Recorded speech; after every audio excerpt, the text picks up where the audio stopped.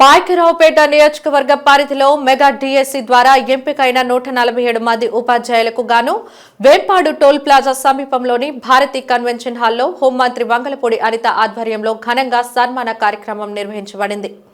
జ్యోతి ప్రజ్వలన చేసి కార్యక్రమాన్ని మంత్రి అనిత ప్రారంభించారు. ఈ సందర్భంగా ఎంపికైన ఉపాధ్యాయులకు నూతన వస్త్రాలు, సన్మాన పథకాలతో పాటుగా ప్రతి ఒక్కరికి ఒక మొక్కను అందజేసి ఘనంగా సత్కరించారు. అలాగే పాయకరావుపేట మండలం పిఎల్పురం గ్రామానికి చెందిన ధనలక్ష్మికి అపాయింట్మెంట్ ఆర్డర్ను మంత్రి స్వయంగా అందించారు. ఈ సందర్భంగా మంత్రి అనిత మాట్లాడుతూ రాబోయే తరాల్లో తీర్చిదిద్దే బాధ్యత ఉపాధ్యాయులదే అని అన్నారు. ఉపాధ్యాయులు విద్యార్థులకు స్ఫూర్తిగా నిలవాలని పిలుపునిచ్చారు.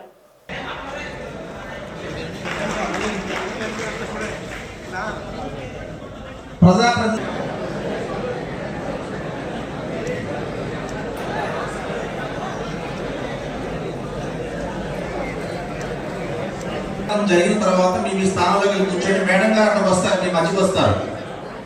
గత ఎన్నికల్లో కూటమి ప్రభుత్వం ఏదైతే హామీ ఇచ్చిందో ఆ హామీని నెరవేర్చిన ఘనత మన ముఖ్యమంత్రి చంద్రబాబు నాయుడు గారిని ఈ సందర్భంలో మీ అందరికీ కూడా ఒకసారి తెలియజేస్తున్నాను. గత ప్రభుత్వంలో వైఎస్ జగన్మోహన్ రెడ్డి గారు ఎన్నో హామీలు ఇచ్చారు. డిఎస్సి తీస్తానని తీసారో లేదో మీ అందరికీ కూడా తెలుసు. కానీ ఆగం చేసి 98 బ్యాచ్ డిఎస్సి వాళ్ళకి మిగిలిపోయిన వాళ్ళకి అందరికీ కూడా తూతూ మంత్రంగా వాళ్ళకి ఏదో నామినల్ అమౌంట్ మంత్లీ 11 నెలలకే ఉద్యోగానికి జీతాలు ఇస్తానని చెప్పేసి వాళ్ళని సెలెక్ట్ చేసుకుని ఎన్నికల ముందు దొంగ ప్రచారం చేసుకోవడం జరిగింది. కానీ కూటమి ప్రభుత్వం వచ్చిన తర్వాత నారా చంద్రబాబు నాయుడు గారు ఏదైతే హామీ ఇచ్చారో ఆ హామీని మరి విద్యాధికుడు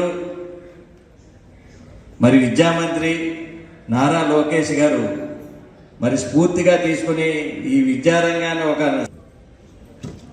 పాఠశాలలో విద్యార్థులందరికీ కూడా బోధించాలని సందర్భంలో తెలియజేస్తున్నాను. భారతదేశ చరిత్రలో మెగా డిఎస్సి 16,000 మందికి తీసిన ఘనత ఆంధ్రప్రదేశ్ అనే సందర్భంలో మీ అందరికీ కూడా తెలియజేస్తున్నాను.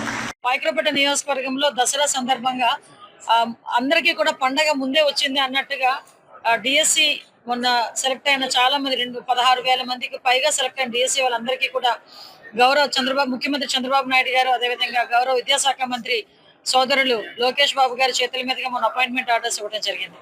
అయితే ఈ రోజు వాళ్ళందరూ కూడా పండగ మంచి వాతావరణంలో చేసుకుంటున్న ఈ సందర్భంలో వాళ్ళందరినీ కూడా సత్కరించుకోవాలి.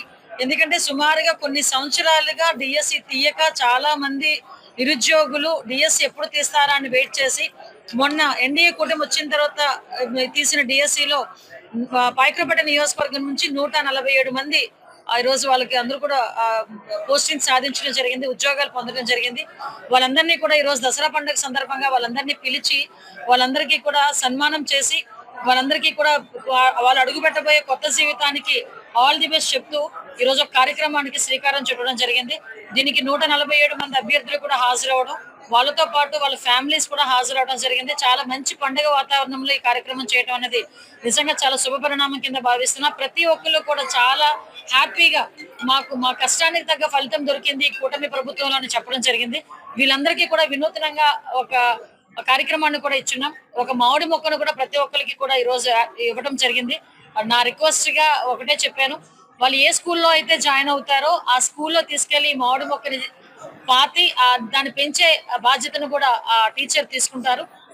దీన్ని వాళ్ళకి ఉద్యోగం వచ్చినందుకు గుర్తుగా వాళ్ళందరూ కూడా ఈ కార్యక్రమాన్ని చేయడానికి ముందుకు వచ్చినందుకు ప్రత్యేకంగా వాళ్ళందరికీ కూడా ధన్యవాదాలు తెలియజేసుకుంటున్నా. వాళ్ళ ఆనందానికి అందరికీ కారణమైన గౌరవ మానవ వనరుల శాఖ మంత్రి సోదరులు నారా లోకేష్ బాబు గారికి, ముఖ్యమంత్రి చంద్రబాబు నాయుడు గారికి, ఉప ముఖ్యమంత్రి పవన్ కళ్యాణ్ గారికి ప్రత్యేకంగా ధన్యవాదాలు తెలియజేసుకుంటూ వాళ్ళందరికీ కూడా మొన్న 16,000 మందికి కూడా ఆల్ ది బెస్ట్ చెప్తూ సెలవు తీసుకుంటాం.